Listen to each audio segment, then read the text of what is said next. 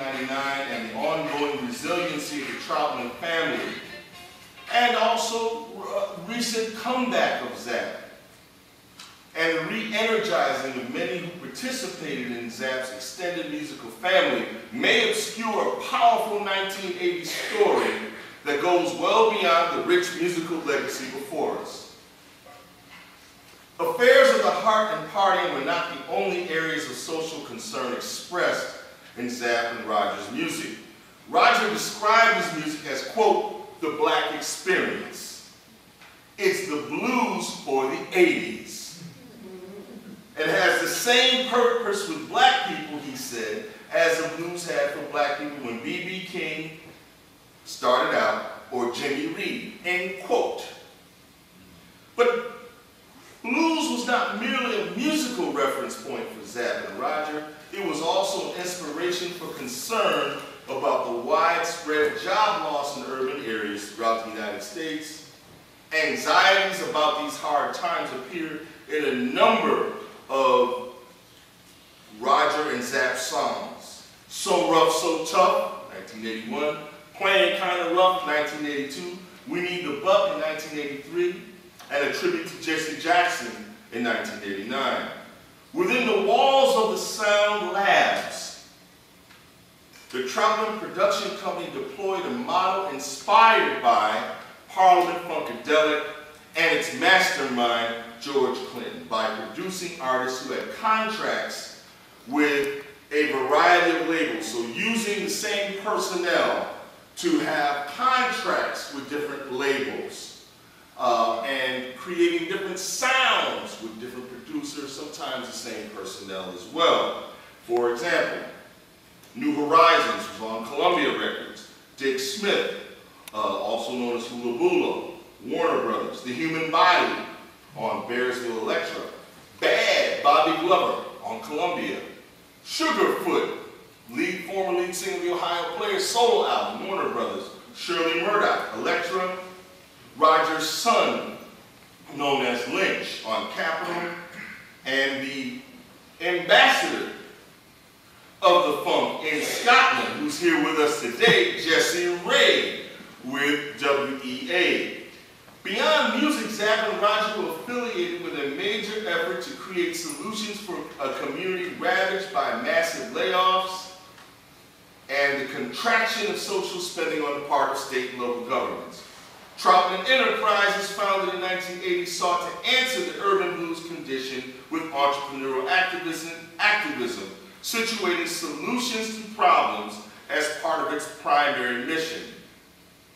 The enterprises, recording studios, a construction firm, a limousine service were committed to training and employing displaced African American workers and youth in Dayton. Larry Troutman was the president of Troutman Enterprises. His brother Rufus was the vice president who ran the daily functioning of the construction company. Loretta Troutman, Roger's sister, defied gender conventions, working as an electrician for the company. In 1983, the Dayton Daily News took note of the unique business configuration, centering community restoration at the center. The article mused, not too many companies these days are putting up as many houses as Troutman Enterprises, a black building firm. Even fewer companies are taking money out of profitable businesses during an economic recession and a housing depression to build houses with inexperienced labor and sometimes at a loss, end quote. Strategically, the company rehabilitated low-cost homes purchased from the U.S. Department of Housing and Urban Development. After reinvesting in these properties, these homes were made available for rent or purchase to lower moderate income families. As an artist, and it's important, this is where you can see the artist not just as a musician but also as a philosopher, that these things are not separate worlds in the way that we tend to think of them. Roger embraced music as a philosophical glue that tied the construction business to his career. He described the construction business in terms of reciprocal pleasures, exchanged between musicians, audiences, and listeners in performance and recording.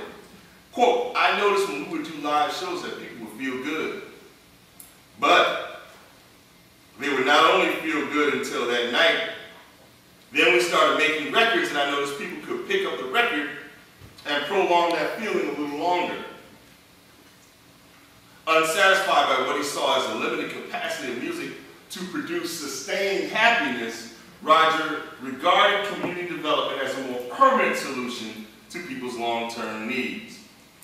We started doing things in our construction company, getting people into different neighborhoods and refurbishing homes, turning debilitated houses into beautiful ones, and then reinstating those tenants back into that property to see the look on their face and how happy they are.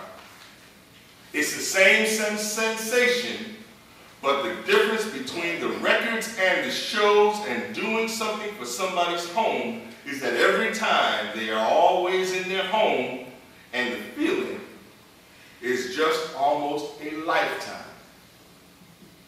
The enterprise has also bucked tradition by placing priority on collaborating with local businesses, etc. So very few people discuss when talking about Roger and Zap this important context for thinking about what the group accomplished. So I gave you an example of tremendous resilience that we can emulate.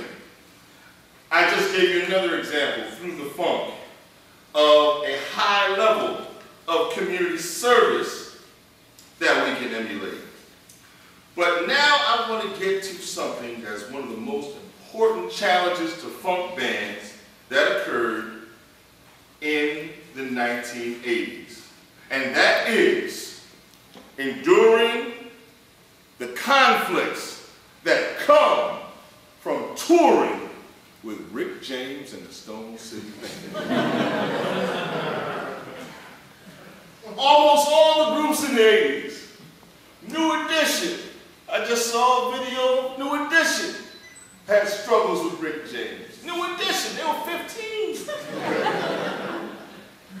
Prince in 1980 on the Fire It Up tour had clashes with Rick James.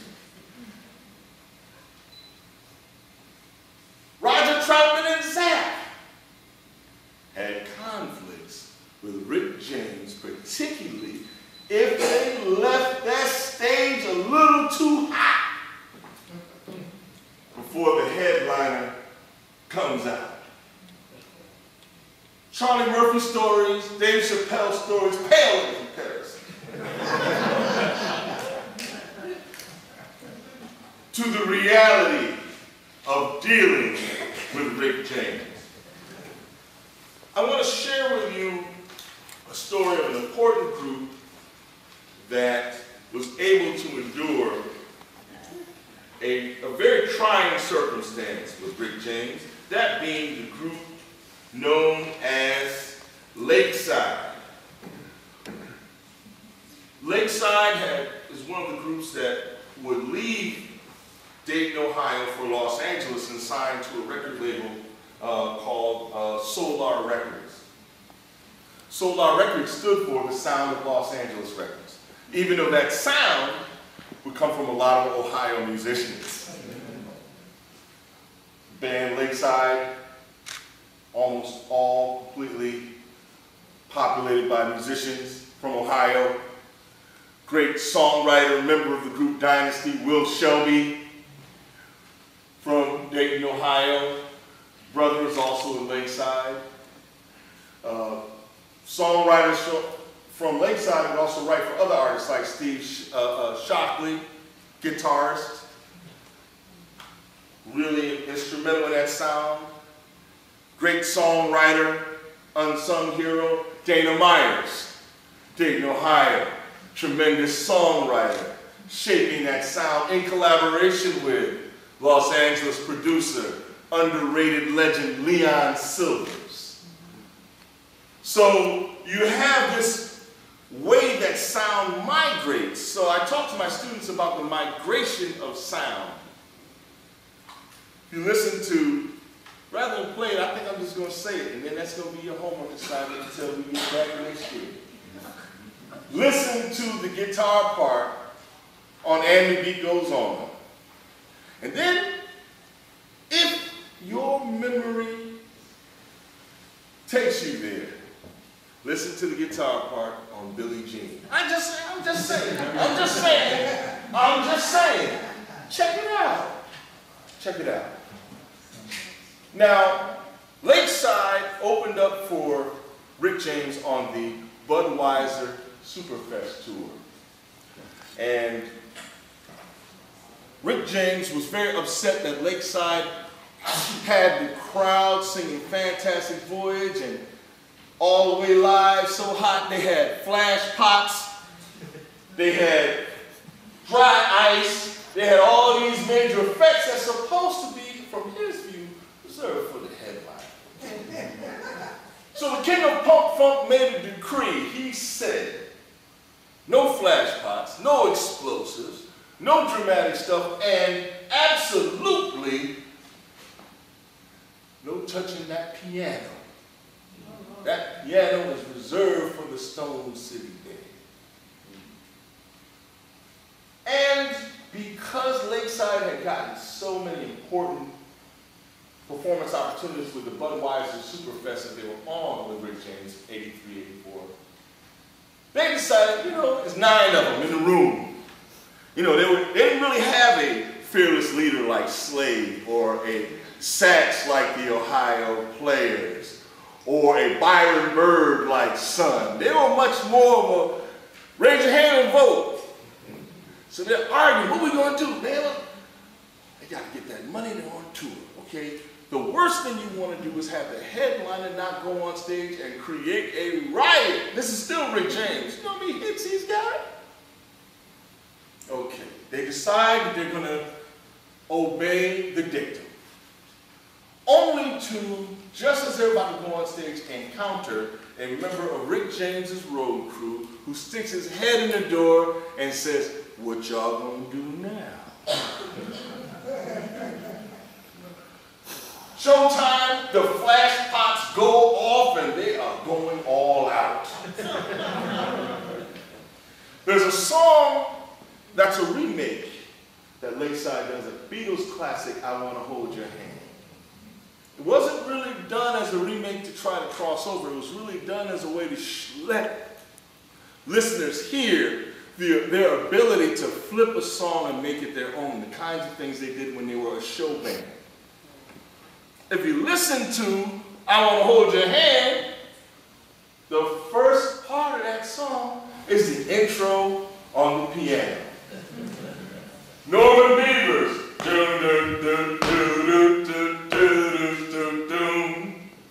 Defying the decree. Rick James' security, actually in the middle of the show, attempts to physically dislodge Norman Beavers from the piano. Without going into detail, let's just say that that strong-arm tactic was repelled, and the show continued. Countless stories like that really epitomize the battle of the band spirit that we talked about earlier, that continued throughout the 1980s, where the stage was where the energy, the creativity, the fearlessness was a terrain to show and prove. That equation was not an equation that any charts can pick up. So to think about this paradigm, I'm not talking about a paradigm, I'm literally talking about, hey brother, can you paradigm? As Prince and George Clinton would say. How do you make something out of nothing and turn it into a model? And that was really the spirit in a time of a very repressive conservatism, that everyday people here in Dayton, in bands that had recording contracts and those that did not, bands that had splinters and those who had stayed together, factions of groups, the trio of writers, like Clarence Willis, Jimmy Diamond Williams, and Billy Beck. You'll find them on the Dayton records. You'll find them on Sugarfoot's album. But there are ways that people struggled in the 80s that is like the funk, as I said earlier, and also like faith. It rests in evidence of things unseen. Thank you.